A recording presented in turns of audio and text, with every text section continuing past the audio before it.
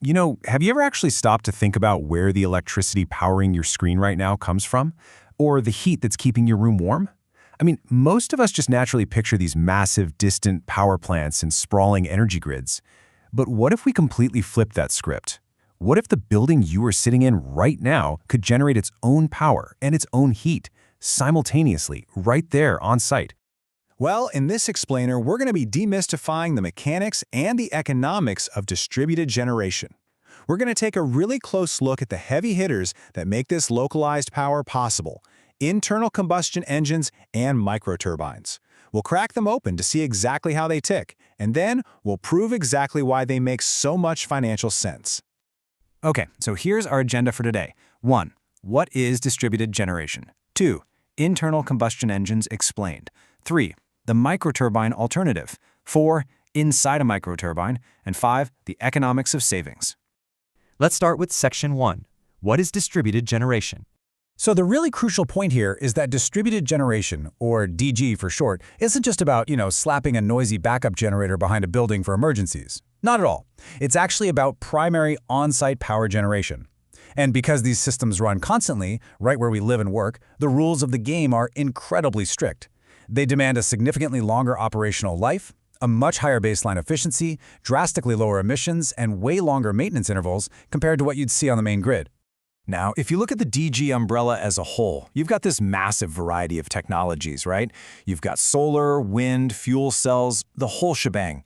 But if you look right at the center of the pack, you'll find the technologies that really serve as the backbone for heavy-duty, dispatchable on-site power for commercial buildings.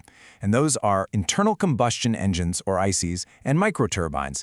These are the two absolute powerhouses we're focusing our lens on today. Moving on to Section 2. Internal combustion engines explained. To really ground this concept, just take a look at this real-world installation. What you're seeing is a 550 kilowatt internal combustion engine generator sitting right in the basement of an office building. It's an absolute beast, isn't it?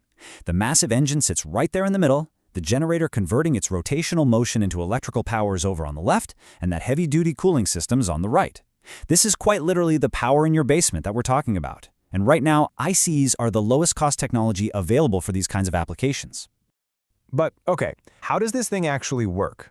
Well, at its core, an internal combustion engine simply converts the chemical energy hidden inside a fuel into mechanical power, which then turns a shaft to spin a generator. And the vast majority of these run on a standard 4-stroke cycle: intake, compression, power, and exhaust. Let's actually follow that mechanical journey step by step. First up, the intake stroke. The piston drops down, drawing in a fresh fuel-air mixture. Next is compression. The valves snap shut, the piston pushes back up, and those gases are intensely compressed and heated. Then comes the magic: combustion. The rapidly expanding hot gases violently force the piston downward in the power stroke, which physically rotates the crankshaft. Finally, the exhaust stroke pushes all the used gases out, and the whole cycle just repeats instantly. Now, within that whole 4-stroke framework, there are actually two pretty important variations you definitely need to know. The Otto cycle is spark-ignited. It burns easily ignitable fuels, like natural gas or gasoline, by using an externally timed spark to ignite a pre-mixed air-fuel combo. Contrast that with the diesel cycle, which relies entirely on compression ignition. Here, heavier petroleum distillates are injected under incredibly high pressure directly into the cylinder at the very end of the compression cycle. The intense heat of compression all by itself is what triggers the combustion. So you might be wondering, hey, what about 2-stroke engines, where every other stroke is a power stroke? Well, while they definitely pack greater power for their size, their intake and exhaust functions are much, much less effective. That means poorer efficiency and significantly higher emissions. And because air quality is an absolutely critical, non-negotiable constraint when you're siting a power plant right in a commercial building or neighborhood, 2-stroke engines have very limited potential in distributed generation. The 4-stroke engine is pretty much the undisputed standard here. Let's move to Section 3, the microturbine alternative. So if internal combustion engines are kind of the rugged, complex workhorses of the industry, microturbines are basically the sleek, modern alternative.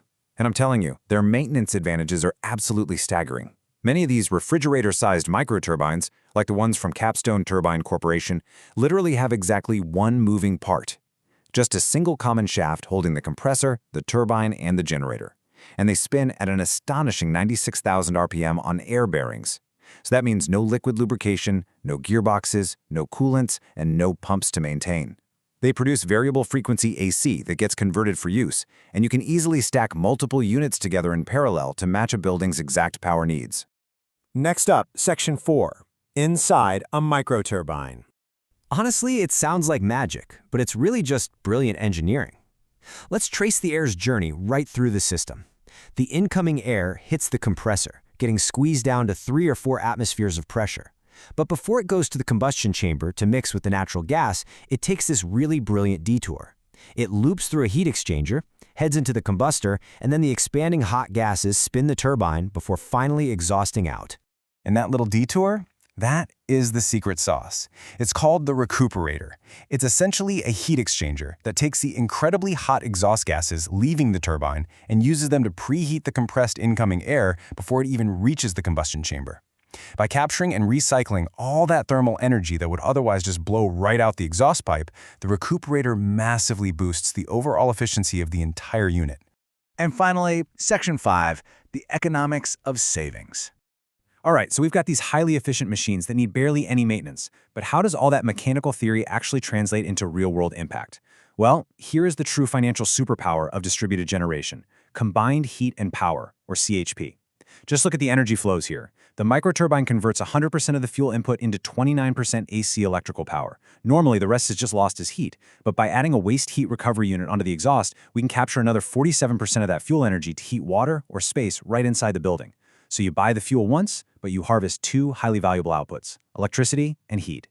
Let's actually run through a practical, real-world scenario together to see the exact dollars and cents. Imagine, say, an apartment building installs a 105-kilowatt microturbine. They use its waste heat to supplement the building's water and space heating, completely displacing an older 75% efficient gas boiler. And for the sake of the math, we'll say this system runs constantly, about 8,000 hours a year. Okay, here's exactly how the math shakes out using standard utility costs. First, because the microturbine's waste heat is actively warming the building's water, we avoid burning gas in the old boiler entirely. And that right there saves the building $37,300 a year. Second, by generating our own electricity on site, we completely bypass the utility company, saving another $67,200. Now yes, we still have to buy natural gas to run the turbine itself, which costs about $59,500, plus a little extra for maintenance. But when you take those avoided costs, the grid electricity you didn't buy and the boiler fuel you literally didn't have to burn, and you subtract the cost to run the microturbine, you are left with a massive economic upside. We're talking a net annual savings of over $43,000 every single year. But what does that actually mean for an investor, or say, a building owner? Well, if that microturbine unit costs, let's say, $220,000 to purchase and install, that $43,480 in yearly savings represents an initial rate of return of nearly 19.8%. I mean, in the world of infrastructure upgrades, an almost 20% annual return on your capital investment is absolutely stellar. It basically pays for itself in just over 5 years, all while providing highly reliable, low-emission power right from your basement. So we've seen the impressive mechanics, and I think we've pretty clearly proven the undeniable economics here. The power in your basement is real, it's highly efficient, and it is incredibly lucrative. So I want to leave you with a final thought to ponder today. As more and more buildings adopt these microturbines and highly efficient engines, effectively becoming their own localized mini power plants, how will that ultimately reshape our reliance on the aging, centralized energy grid? It's a massive shift that is happening right now, one basement at a time. Thanks so much for joining me on this explainer, and keep questioning exactly how the world around you is powered.